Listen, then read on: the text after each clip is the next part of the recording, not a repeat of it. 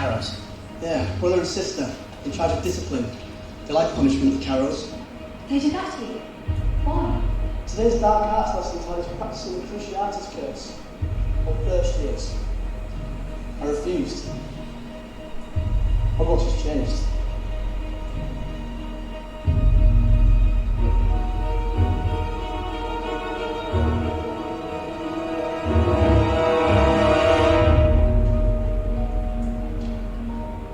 Let's have a bit of fun, shall we?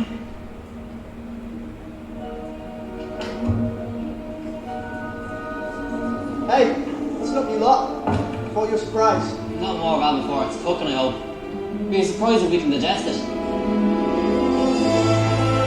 Fine.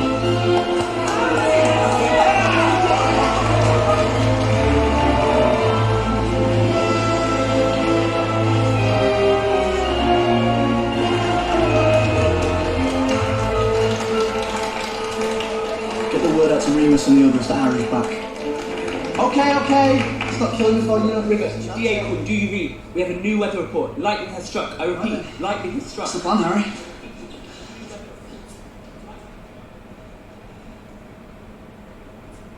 Okay.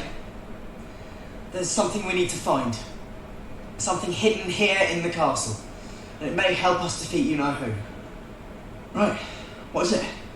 We don't know. Where is it? We don't know that either. I realise it's not much to go on. That's nothing to go on. I think it has something to do with Ravenclaw. It'll be small, easily concealed. Anyone any ideas? Well, there's Rowena Ravenclaw's lost diadem. Oh, bloody hell, here we go. Lost diadem of Ravenclaw? Hasn't anyone heard of it? It's quite famous. Yes, but Luna, it's lost. For centuries now. There isn't a person alive today who's seen it. Excuse me, can someone tell me what a bloody diadem is? It's a sort of crown. You know, like a tiara. Harry. Hi there. 6 months she hasn't seen me. It's like I'm Frankie first year. I'm your brother. She's got lots of those though. She's only one Harry. Shut up, shut up. What is it, Ginny? Snape knows. He knows that Harry was spotted in Hogsmeade.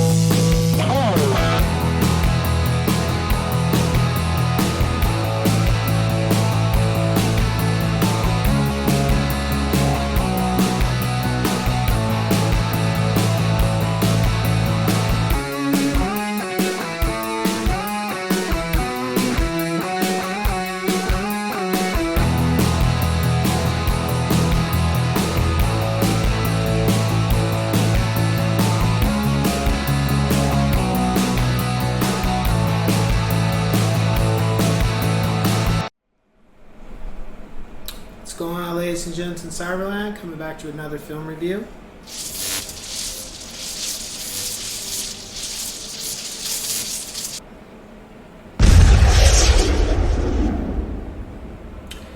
Harry Potter and the Deathly Hallows, Part 2. So when it was announced that it was going to be cut into two films, we knew, okay, first one comes out, second one was going to come out the following, 6 to 9 months. I remember after the first film, it was like, okay, reading the book, you know what's going to happen. And when I think what most of us were excited about was just the battle that was about to, the fight that was going to get that was going to happen between Dumbledore's army and Voldemort's army. And I remember, it was all speculation at the time, and it wasn't until a teaser dropped that, okay, here we go. And I remember it was bittersweet, but it was exciting as hell, because we all knew this is gonna, here's the fight. Here's the fight we've been waiting for, where, we ain't taking this shit with Voldemort anymore. We're gonna kick your ass. We're gonna kick your friend's ass. And the Death Eaters felt the same way. And I remember the poster that showed up where it showed Hogwarts on fire. That was a trip. I was just like, damn, dude, you burned the fucking school to the ground.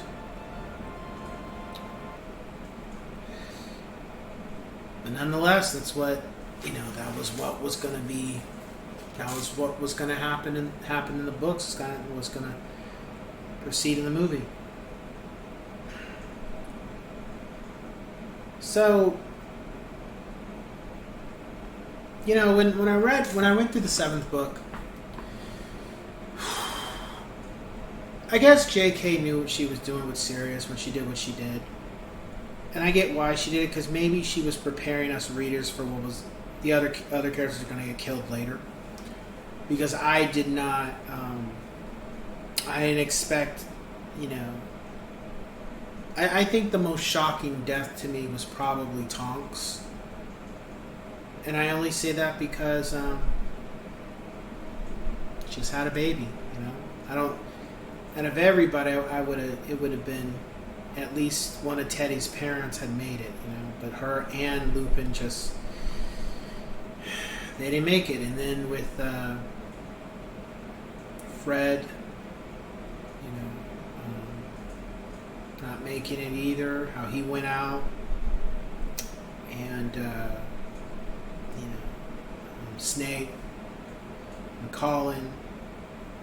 There was so many people that just didn't make it out. I don't remember all the names, but it was a lot of students, and I think what made the 7th year really not just bittersweet, but really it's kind of a memorable situation, is that a lot of kids got killed.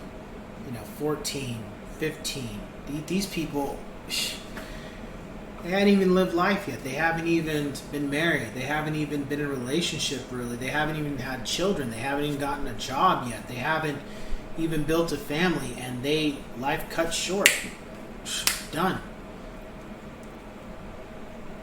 And I think that was the most realistic side of the second film, besides it being on all the magic scenes and stuff happening, the fighting, and then seeing Neville come into his own finally, and he was badass. Him and Seamus, doing what they did, they were just badass.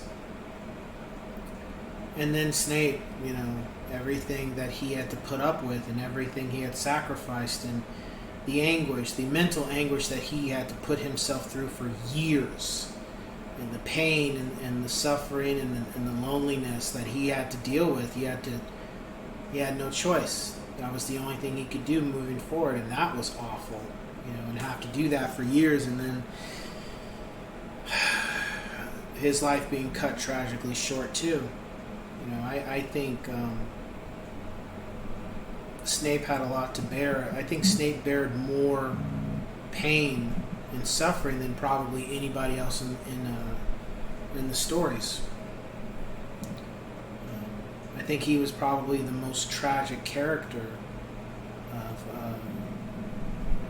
of almost every character J.K. had written. I think he was probably the most tragic, kind of like a Vader situation, Anakin and Vader kind of thing. The rating for the film was a 10 out of 10 yes sirs, as I would. It was so exactly like the book, outside of maybe cutting something. It was exactly what I expected it to be, and it didn't disappoint. And even the ending, we were curious about how that was going to work, and then they did what they did, and it worked for what it needed to be. Wasn't anything I didn't like. it was nonstop action and excitement, and then just a lot of shocking scenes and elements, and just a lot of sad parts too, you know. But nonetheless, it was entertaining. It wasn't trying to preach at that point. It was just saying, you know, we got, you know, Dumbledore's army was just like, we got a job to finish. There was one thing that stuck out though, Lucius. You know, at the end of the day, I think Lucius, even though he wanted to serve Voldemort, I think at a certain point he kind of just checked out with him. He realized that Voldemort had nothing. He had nothing to live for. There was nothing that would make him happy. There was nothing that would help him. It was always going to be the same thing, trying to oppress and kill, oppress and kill. And that was it. There was nothing. You know, it was like what Harry said to Voldemort in the 5th film. You know, you're the weak one, and you'll never know family and friends and love, and I feel sorry for you. And that's really what that's Tom. You know, there was nothing. There was nothing that was going to make him happy. Didn't matter. If he killed Harry, it'd be something else. And it would just continue to be until he finally died at some point. But it would just be him just killing people, whether it was women, children, and enslaving people, whoever he saw fit. Person could be walking down the street and just didn't stop and say, "Good morning, Lord Voldemort," or didn't bow, or just do something in the way he feels it should be. He just would kill him or do something to him and just say, "Well, next time, hopefully the rest," you know, if it was a child, he'd kill the child and say to the parents, "Maybe next time you make sure you teach your other children to bow to me," or, you know, it didn't matter. This type of thing, the only thing that you could do with Voldemort is kill him. There was nothing you could do to fix him or get through to him. It's just kill him. He's a rabid dog. And I think with Lucius, I think he finally came to terms with that. I think he finally realized that, you know, it didn't matter what Lucius did, how many rights he did for Voldemort. It was never good enough. There was always going to be something else. There was always going to be a fucking problem. And I think when Lucius had the chance, he was like, "I'm taking my son and I'm leaving." And that's what he did. He realized that this whole situation was bullshit. This war was bullshit. Voldemort was bullshit. The Death Eaters were bullshit. Just everything that Voldemort had tried to start and set up, it was bullshit. It was a joke. And all it brought was a bunch of people either going to Azkaban, ending up in the ground, or going to a mental ward. That's it. That was the end result for any followers of Voldemort. That was it. It was one of those three. Or unless they could prove that they were being coerced by the Imperius curse thing, you know. Outside of that, there was nothing else. And I think a lot of Death Eaters realized that towards the end of the film too, when things were said and the fighting started again. I think a lot of them realized that, you know what, Voldemort is just like, he's full of shit. Everything he says is a joke. It's not, it doesn't mean anything. Let's get the hell out of here. And I think that's where a lot of them just said, we're done. You know, you're not, all these things, it's all empty, it's lies, none of it's true. It's just you trying to exert some type of authority over people that you think you can, but at the end of the day, you're shit. And I think the first fight, the first battle, some of the people came to terms with what they had to do, and I think the second battle was a realization that, you know what, just if I gotta go, you're going too. And I think a lot of Dumbledore's army, just whether they were student or adult, they just, after Neville said what he said, it was just kind of like, that's it. If we're going, you're going too. There's not. It's either you're gonna stop or we both gonna die. But you ain't. Pretty much, it was like you ain't. Voldemort and you're in the Death Eaters. Y'all motherfuckers ain't walking away from this. You ain't walking away from this alive. And I can respect that, especially that scene. I can in the book too. I can respect that. The Death Eaters had done so much, caused so much damage. Not only the first time they did what they did, before Harry was born, but then at this point, through the 5th, through the 7th book, the amount of damage they had done through different cities and different countrysides, and to muggles and wizards and witches alike, and it's just like, you know what? It's like we make a stand here now. We cannot falter. We cannot retreat. We cannot pull back. Like this is it. We have to do something now. There's no turning back from this anymore, because if we do, we ain't gonna get another chance. And obviously we're probably gonna have to die to fight. But let's take them out. Let's take out as many of them as we can before we gotta go. And I love that about this film. So you get a chance. You saw the other ones, check it out. And yeah, that's it. That being said, I'll catch you guys on the next one. Take care.